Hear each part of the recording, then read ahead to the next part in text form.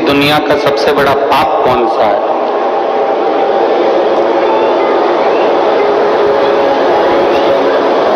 शिव महापुराण की कथा कहती है कि दुनिया का सबसे बड़ा पाप कौन सा है? दुनिया का सबसे बड़ा पाप है अपने आप को कमजोर समझना। ये दुनिया का सबसे बड़ा पाप। आप यदि अपने आप को कमजोर समझ रहे हो कि मेरे से ये नहीं हो सकता, मैं नहीं कर सकता, मेरे बस का नहीं है, तो आप दुनिया के सबसे बड़ा पाप कर बैठे।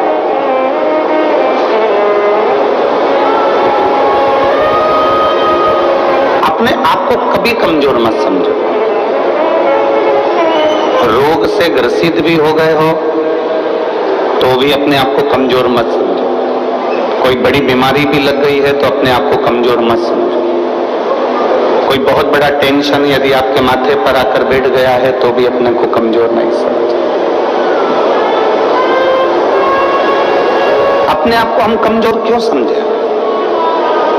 विषम परिस्थिति में भी जो मुस्कुराता है, भोलेनाथ उसका साथ हमेशा देता है, हमेशा। दुनिया का सबसे बड़ा पाप है अपनी आप को कमजोर समझना।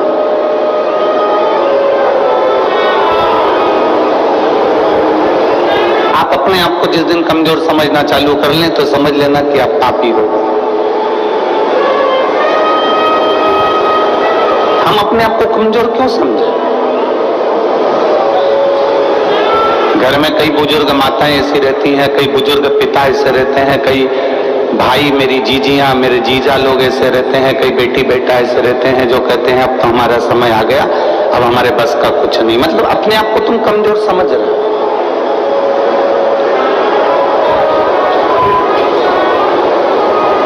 हम पूरे भिलाई वासियों से एक बात पूछना चाहते हैं, जितने लोग कथा में बैठे हैं और जितने लोग आस्था चैनल पर कथा सुन रहे हैं, जितने लोग फेसबुक यूट्यूब पर कथा सुन रहे हैं, आपसे एक बात पूछें, आप उत्तर देंगे सभी लोग? बोलो, जम के बोलो जरा, पक्का?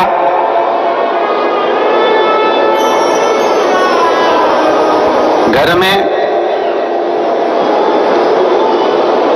आपको सवेरे जल्दी उठना है,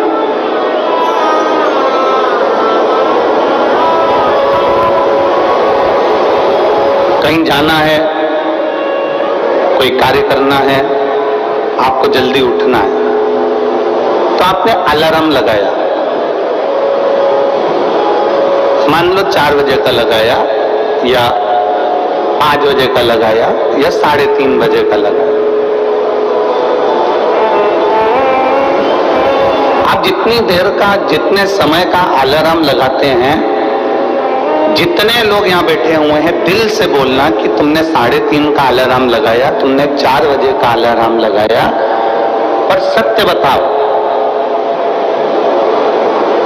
अलार्म तो बाद में बजता है, पहले आपकी नींद खुल जाती है।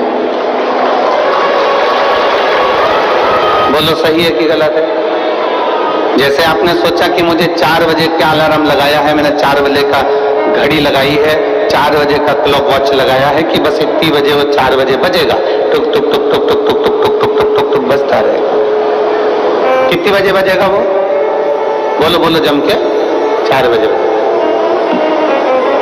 अब अलार्म तुमने 4 बजे का लगाया, उठ गए तुम 3:30 पे, नींद बार बार खुल रही है, घड़ी देख रही, 4 तो नहीं बज गई, फिर थोड़ी देर सो गई, फिर नींद खुली, 3:30 बज गई, फिर नींद खुली, 3:45 हो गया, अभी 10 मिनट और सो लेती हूँ, फिर 4 बजे।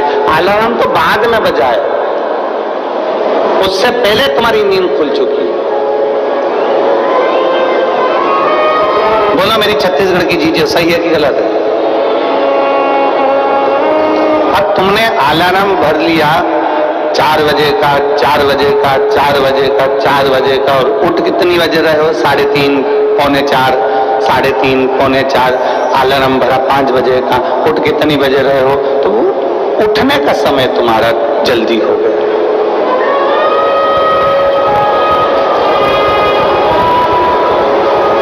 अलार्म तुमने 4 बजे का भरा है, अलार्म तुमने 5 बजे का भरा, परंतु तुम जल्दी उठ गए। अब जितनी मेरी बुजुर्ग माताएं बैठी हैं और जितने मेरे बुजुर्ग पिता बैठे हैं और जितने मेरे बहन बैठी हुई है, मेरी जीजियां बैठी हैं, मेरे जीजा बैठे हैं, मेरी माताएं बैठी हैं, मेरे भाई बैठे हैं। आप सबसे निवेदन है, आपने भी अपने दिल में एक अलार्म बनाकर रख लिया। कौन सा अलार्म? जरा सा पेट दुखा और तुमने अलार्म बना लिया, कहीं मुझे बड़ी बीमारी तो नहीं हो गई, कहीं मुझे कहीं गठान तो नहीं हो गई, कहीं मुझे रोग तो नहीं हो गया, कहीं मुझे ये तो नहीं हो गया। जरा सा छाती में दर्द हुआ, तुमने अलार्म बनाकर रख लिया कि मेरे कोई कहीं ब्लॉकेज तो नहीं हो गया, कहीं मेरे हार्ट में कमजोरी तो नहीं हो गई। थोड़ी सी चलने में हाफड़ी भराई तो तुम्हें लग गया कि मुझे कहीं दमे की बीमारी तो नहीं हो गई, मुझे सांस की बीमारी तो नहीं हो गई। याद रखना, 4 बजे का अलार्म लगाया तो 3:30 बजे नींद खुल जाती है। उसी तरह तुम जो दिन भर सोचते हो कि मेरे साथ ये तो नहीं हो गया, वो तो नहीं हो गया, वो तो नहीं हो गया, वो तो नहीं हो गया, तो वो चीज तुम्हारे सामने हो ही जाती है। इसलिए शास्त्र कहता है कि दुनिया का सबसे बड़ा पाप है अपने आप को कमजोर समझना। कभी कमजोर मत समझो, हमेशा अपने आप को बलवान समझो।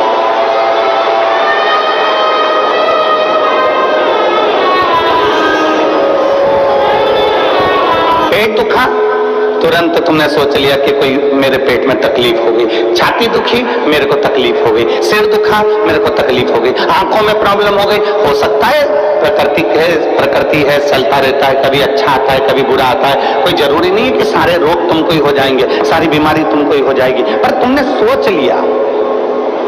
जांच कराने जा रही हो ना, तो सबसे पहले सोच के जा रही हो, मुझे ऐसा लग रहा है कि कहीं बड़ी बीमारी के चांस ना हो जाए। मतलब तुमने वो घड़ी भर ली है, तुमने वो अलार्म भर लिया।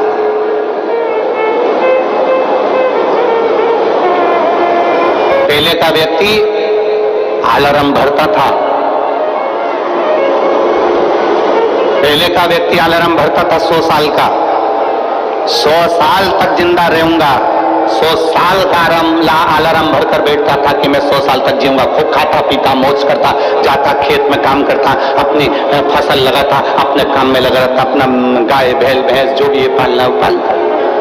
उसने अलार्म लगाया कि मैं 100 साल तक जीऊंगा, तो कम से कम वो 95 साल तक, 90 साल तक, 98 साल तक, 97 साल तक जीवित रहता था।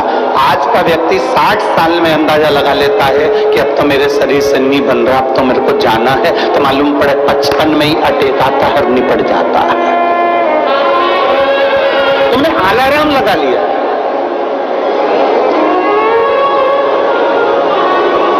दुनिया का सबसे बड़ा पाप है अपने आप को कमजोर समझे। क्यों कमजोर समझे हम? आप अपने आप को इतना प्रबल समझिए, आप अपने आप को इतना बोल्ड समझिए कि आपको लगे अगर छोटी मोटी बीमारी आ भी गई तो मैं निपट लूंगी, मैं निपट लूंगा। बोल बम का नारा है, आ गई अगर थोड़ी बहुत तकलीफ आई, थोड़ी बहुत अगर कष्ट आया तो है बाबा बेटा, मेहनत करेंगे, परिश्रम करेंगे, देखा जाएगा। और शंभु शरणे मांगू घड़ी रे दुख का दया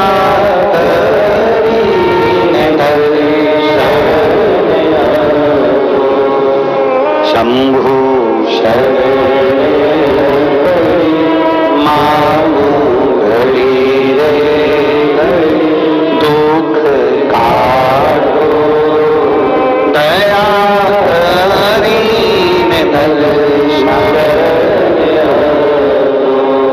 आप कमजोर क्यों समझे? आप हिम्मत क्यों हारे?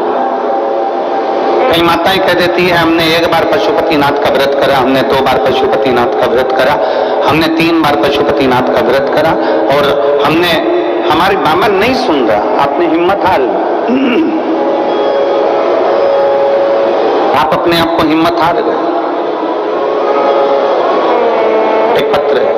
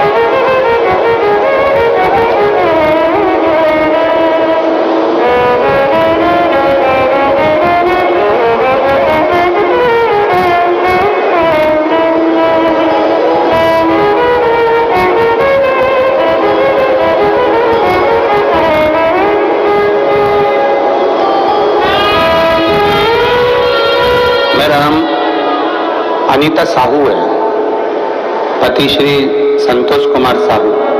डीले कम करो।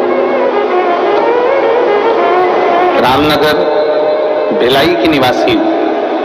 कहीं बैठी हो तो हाथ हिला सकती हैं।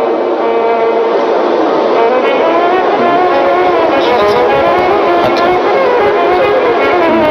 जहां भी बैठे हो हाथ हिला दो और आ जाओ, एक बेलपत्र ले जाना। आ जाइए। मेरा नाम अनीता साहू है, पति श्री संतोष कुमार साहू है, रामनगर भिलाई। मोबाइल नंबर मेरा ये है। एक लोटे जल का मैं क्या वर्णन करूं। 2023 मई में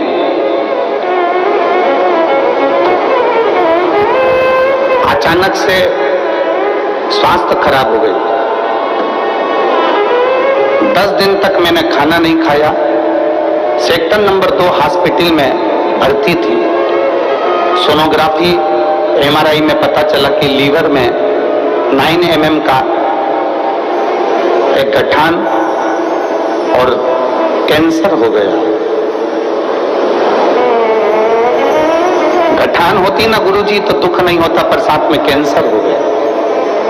उसके बाद मेरे पति ने सारे हॉस्पिटलों में जांच कराया तो मालूम पड़ा कि वो कैंसर की बीमारी है और ज्यादा ही तकलीफ है, ज्यादा समय के जीवित नहीं है। शिव जी पे मेरे पति ने जल चढ़ाना प्रारंभ करा। जल लाकर मुझे पिलाना चालू करा, बेलपत्र मुझे देना चालू करा। डॉक्टर का भी इलाज, जैसे आप कहते हो ना कि डॉक्टर शिव का रूप है, तो डॉक्टर का भी इलाज चलने दो, डॉक्टर का इलाज जरूर करो। हमने डॉक्टर का भी इलाज करा। डॉक्टर ने दवाइयां दे दी, पर डॉक्टर का कहना था कि इसका ऑपरेशन सफल हो ना हो वो पता नहीं है। अब करें तो करे क्या। डॉक्टर कहते हैं कि अब तो उस ईश्वर पर भरोसा। मेरे पति ने भी आपकी कथा पर भरोसा करा और मैंने भी आपकी कथा पर भरोसा करा। सीहोर गए, रुद्राक्ष लाए, उस रुद्राक्ष को तांबे के कलश में गलाते, उस पानी को शिव जी को चढ़ाकर पीना चालू करा। करते करते 1 महीना पूरा हो गया। 1 महीने के बाद जब हम डॉक्टर को दिखाने के लिए गए तो जो 9 mm की कैंसर की गांठ थी वो 5 mm की हो गई थी। गुरुदेव, जब 5 mm की गांठ हो गई तो डॉक्टर ने भी पूछा कि तुमको कौन सी दवाई लग रही है। हमने डॉक्टर से कहा हम बेलपत्र खा रहे हैं, रुद्राक्ष का जल पी रहे हैं। डॉक्टर ने दवाइयां फिर दी और फिर वापिस हमने वही जल को पीना प्रारंभ करा। जो डॉक्टर कह रहे थे कि तुम्हारा कैंसर बड़ा विचित्र है लीवर पर, तो जब विचार करा तब वापिस उसको पीना चालू करा और बाबा की कृपा से आज सारी दवाइयां बंद है, केवल बेलपत्री और रुद्राक्ष का जल पीती हूं और डॉक्टर ने सब दवाइयां बंद कर दी। मेरा शरीर ठीक है और मेरा कैंसर समाप्त है। मैं शिव को प्रणाम करती हूं। लाइन अच्छी लिखी, आप और हम सब गुनगुनाते हैं। शंभु शरणे मांगू घड़ी दुख तारो, दया दीन दर्शन। एक विश्वास शिव के प्रति जागृत हो।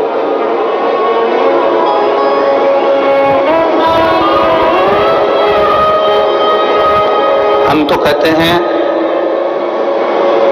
जैसे ये कथा बोलबम सेवा एवं कल्याण समिति करा रही है, दया सिंह जी इस कथा को आयोजित किए हैं। अमलेश्वर में कथा हुई, साहू जी, खंडेलवाल जी आयोजित किए। इस 6 नंबर सेक्टर में पहले कथा हुई, विनोद सिंह जी इस कथा को कराए थे। फिर एक कथा और हुई थी भिलाई में, जो एक समिति ने कराई थी। ऐसे कई, हम कहेंगे कि जो कथा के आयोजक होते हैं ना, जो कथा करवाते हैं, हम उनको धन्यवाद देना चाहते हैं। कम से कम आपके कराई हुई कथा से ना जाने कितनों की बीमारियां और कितनों के दुख और कितनों के कष्ट ठीक हो जाए। थोड़ा मेहनत तो आपकी लगती है, पर आपके परिश्रम से ना जाने कितनों को लाभ मिल जाए, कितनों को।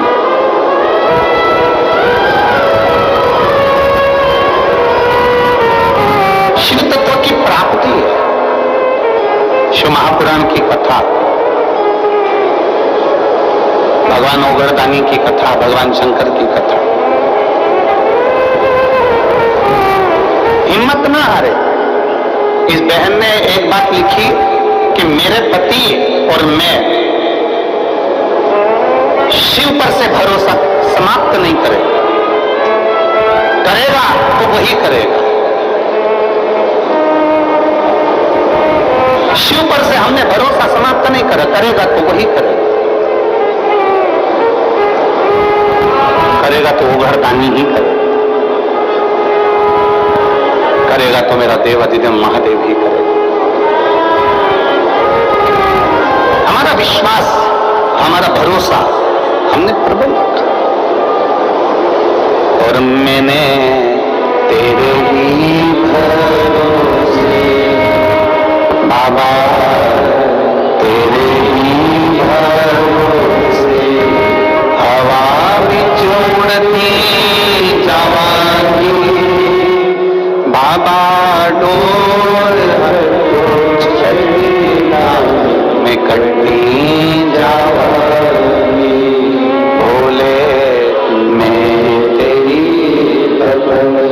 शंभू, मैं तेरी हवा बिच उड़ती जवानी बाबा, डोर मैं कटनी जावानी। एक विश्वास अपने भीतर प्रकट कर।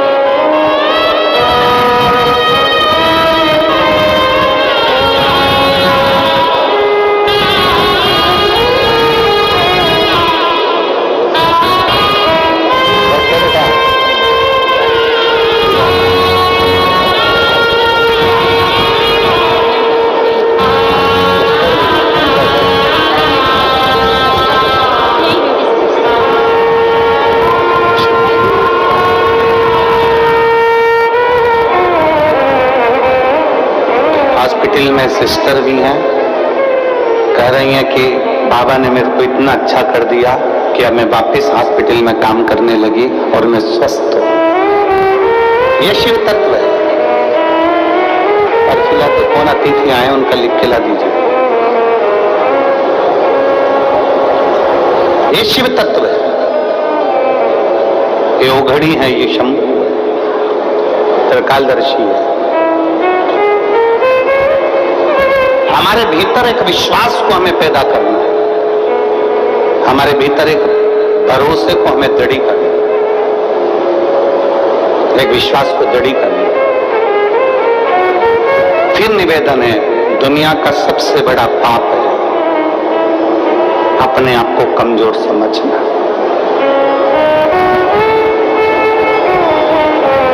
पार्वती मैया जब बाल्यावस्था की थी, तब साधना में माता पार्वती जी डूबी रही। सप्तऋषियों ने जाकर समझाया माता पार्वती जी को कि शिव तुम्हें नहीं मिल सकते, भगवान शंकर तुम्हें नहीं मिल सकते।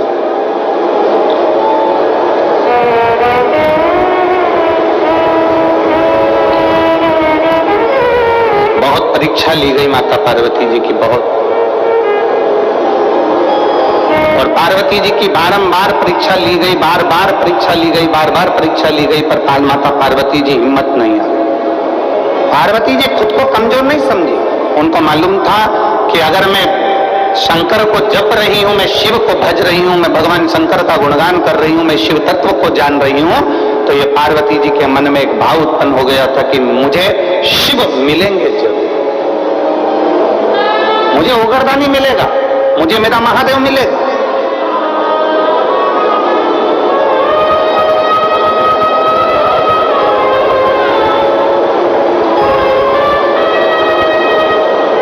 और ध्यान दें,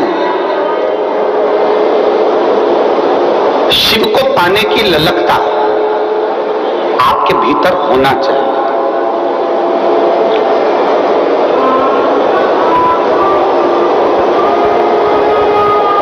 फिर निवेदन करेंगे कि अपने भीतर एक ऐसा तत्व, अपने भीतर ऐसा समर्पण, अपने भीतर भगवान की अविरल भक्ति को अपने भीतर ऐसा समाहित कर लो कि एक ना एक दिन ऐसा आए कि मेरा शिव तुम्हारे सम्मुख में आकर खड़ा हो जाए और तुम्हारे को दर्शन देकर जाए। इतना अपने आप में बल उत्पन्न करो।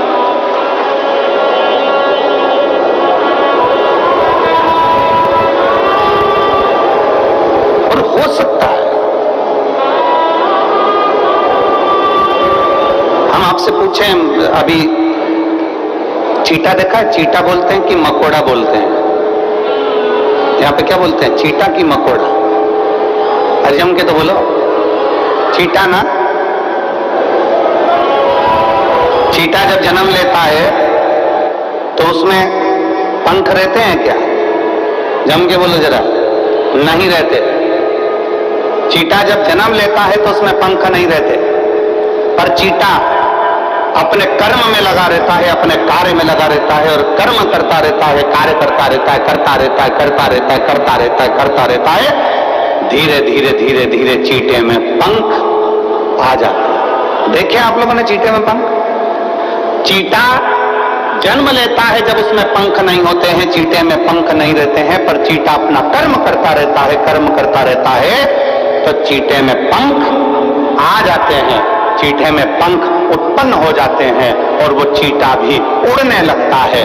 जरा विचार करना, चीटा अपना कर्म करता रहता है तो एक दिन परमात्मा उसको भी पंख लगा देता है, और यदि आप अपने कर्म के प्रति जागरूक हो जाएंगे तो वो परमात्मा आपको भी पंख लगाकर आगे बढ़ा आपको अपनी मंजिल तक पहुंचा देगा।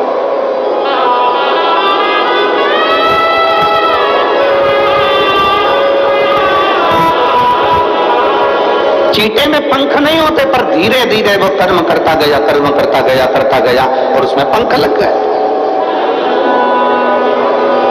कर्म करता गया और उसमें पंख आ गए, वो उड़ने लगा, वो आगे बढ़ने लगा। आप अपना कर्म करिए, जिस कर्म में आप लगे हुए हो प्रबलता से उसमें लगे रहिए, उसमें लगे। जिस कर्म को आप करना चाहते हो उसको कर्म को आप प्रबलता से करते रहिए। एक दिन मेरा परमात्मा भी आपको उड़ान देगा, एक दिन मेरा परमात्मा, मेरा भोलेनाथ भी आपको उन्नति की सीढ़ी पर चढ़ा देगा। आप कर्म के प्रति जागरूक तो रहो। आप कर्म के प्रति जागरूक नहीं और सोचें कि हम बहुत कुछ कर लें, हम बहुत ऊंचे उठ जाएं, हम बहुत आगे बढ़ जाएं, तो शिव महापुराण की कथा कहती है कर्म प्रधान है, आपका कर्म पहले करना है। श्रीमद् भगवत कहती है, श्रीमद् भगवत गीता कहती है, श्रीमद् भागवत कहती है, रामचरितमानस कहती है, विष्णु पुराण कहती है, गर्ग संहिता कहती है, स्कंद पुराण कहती है, नर्मदा पुराण कहती है, लिंग पुराण कहती है। ऐसी कोई पुराण नहीं जो कर्म की प्रधानता नहीं बताती। प्रत्येक पुराण कर्म। हमारे बीच में माननीय पवन साई जी, भाजपा प्रदेश संगठन मंत्री छत्तीसगढ़ शासन से, एवं माननीय नंदन जैन जी, भाजपा प्रदेश बूथ अध्यक्ष छत्तीसगढ़ शासन से आए हैं। आप दोनों पधारे, व्यासपीठ का पूजन करने के लिए पधारिए।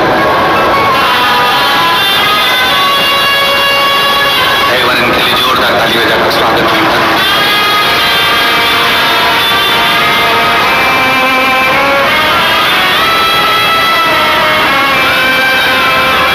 चीते में भी पंख आ सकते हैं, बस उसमें कर्म की लगन का होना चाहिए।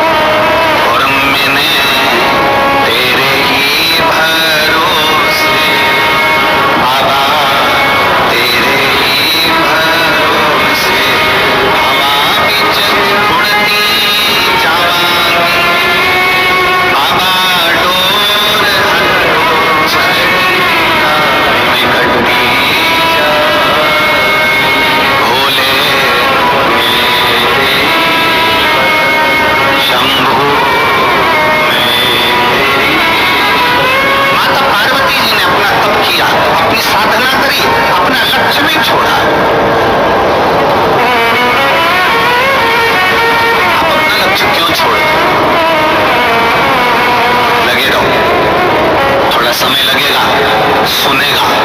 ये पत्र है।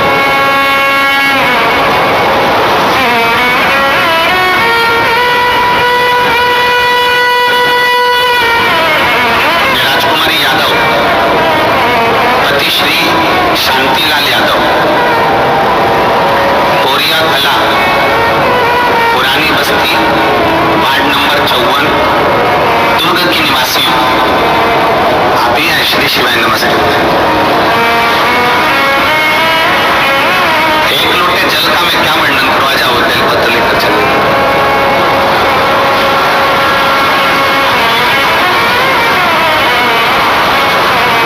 पशुपतिनाथ के व्रत का मैं क्या वर्णन करूं गुरुजी? मेरी भतीजी जिसकी शादी को 17 साल हो गए थे, 17 साल से उसके घर में संतान का सुख नहीं था। ऐसी कोई जगह नहीं जहां हमारी भतीजी को लेकर नहीं गए, और 17 साल उसको हमने हर जगह हर डॉक्टर को दिखाया, टेस्ट वगैरह करवाया, पर संतान का सुख नहीं आया। हमने हमारी भतीजी को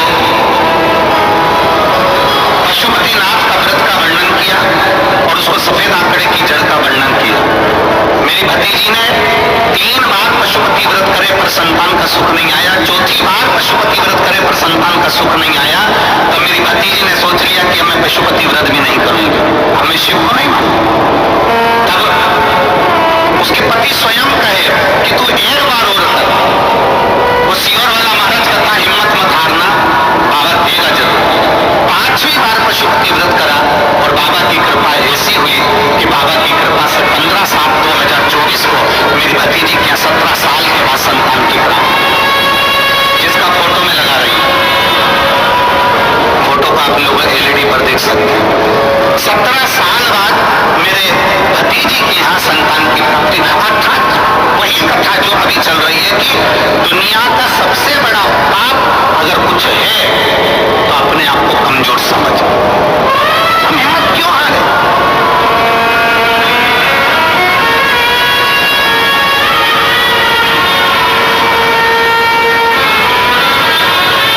क्यों हिम्मत हारे?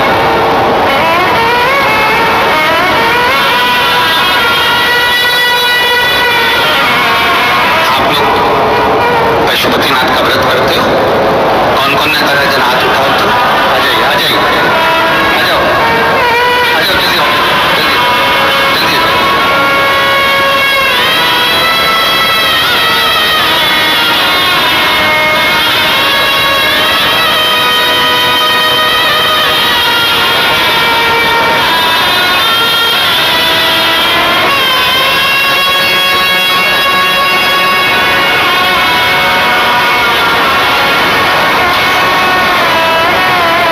कितने लोगों ने पशुपति व्रत किया?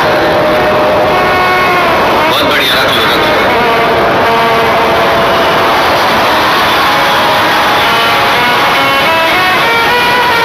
कई व्रत करने वाली माताएं, मेरी जीजी, मेरे जीजा, मेरी बेटियां, मेरे बेटे ऐसे हैं जिनका बाबा ने सुन भी लिया, और कई ऐसे भी हैं जिन्होंने 1 व्रत, 2 व्रत, 3 व्रत करे होंगे और बाबा नहीं भी सुना।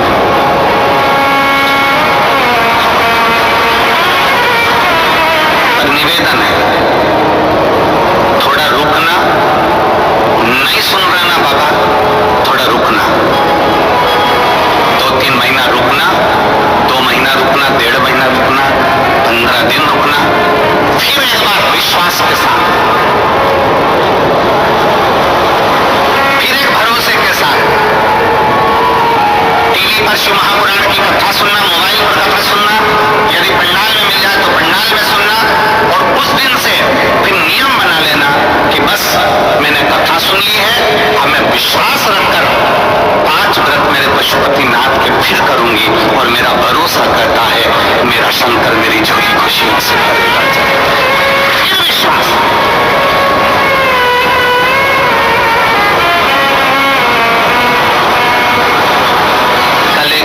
कल हम जब मिल रहे थे, दया सिंह जी कल जब सबसे मिला रहे थे, तो वहां पर एक पत्र एक बेटी ने दिया, एक पत्र। उस पत्र को तो हम यहाँ लेकर नहीं आए, कक्ष में होगा। उस पत्र में एक बेटी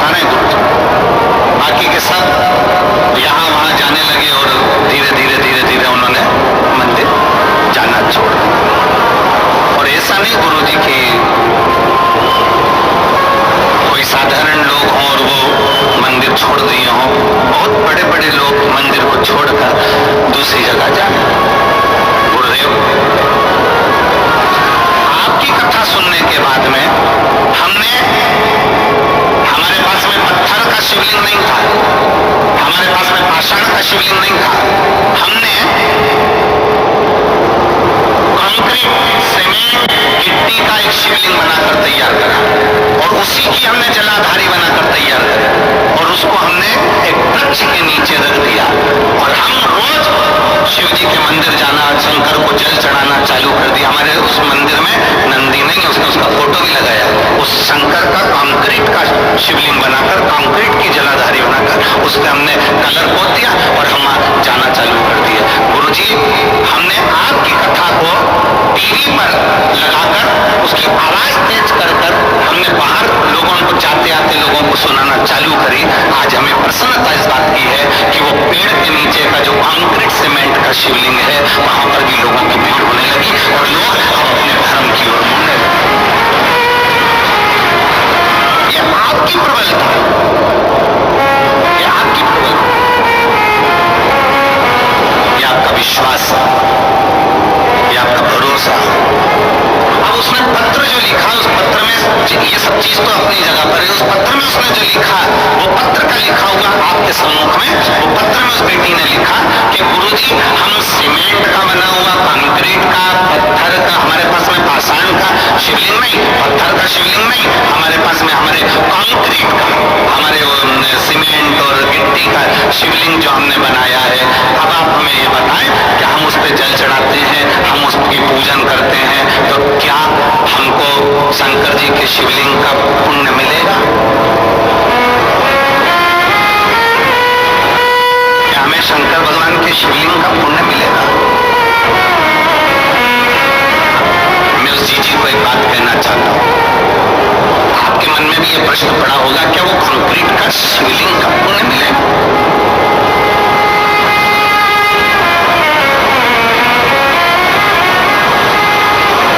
पहले तो मैं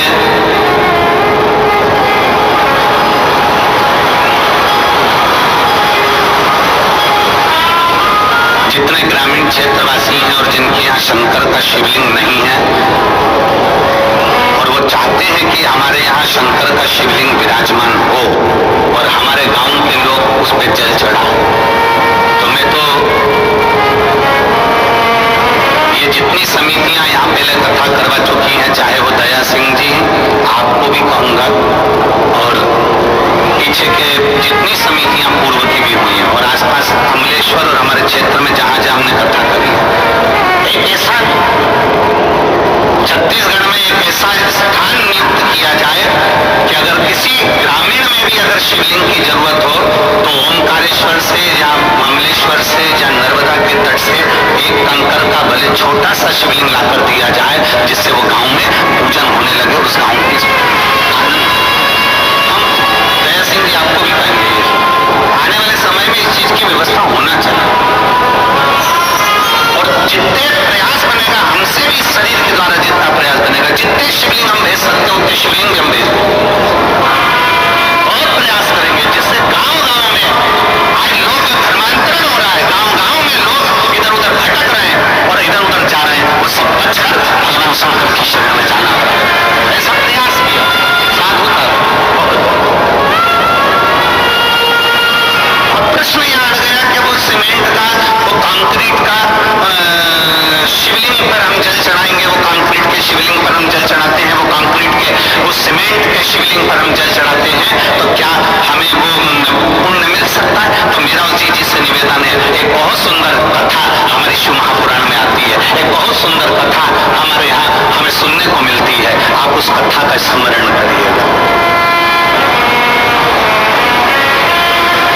भानु नाम का एक छोटा सा बच्चा,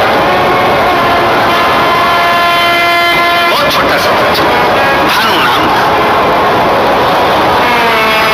पिता थे नहीं, मां के पिता नहीं है, अकेली मां है और बेटा पे मां अकेली। भानु का काम पालन पोषण कर रही है, खूब अच्छे से उसको रख रही है, खूब अच्छे से उसको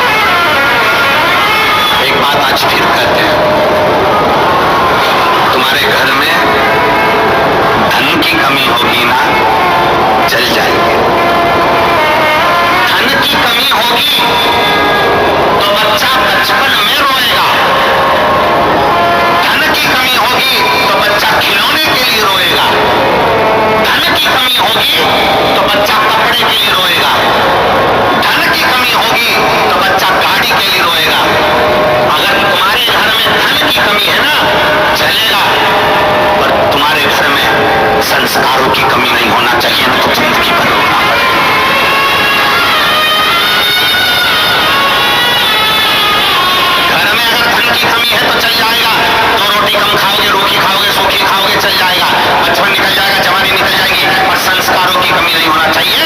अगर हमारा संस्कार समाप्त हो गया तो हमें जिंदगी भर